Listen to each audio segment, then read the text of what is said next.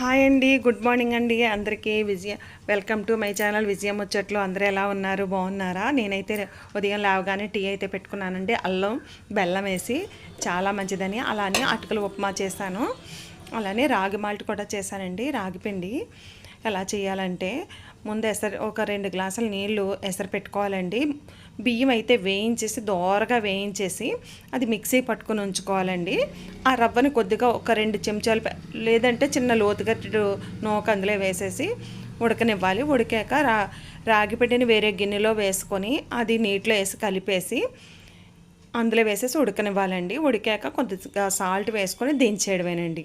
అందులో కొంచెం నిమ్మకాయ పిండుకొని అలానే మజ్జిగ కూడా కలుపుకొని అందులో వేసేసుకొని కలుపుకొని ఉదయాన్నే తాగితే ఆకలి పెరుగుతుందండి. మంచి శక్తినిస్తుంది, నీరసాన్ని కూడా తగ్గిస్తుంది. ఈరోజైతే నాకు కొంచెం హెడేక్గా ఉంది, మరి తప్పదు, డ్యూటీకి వెళ్ళాలి.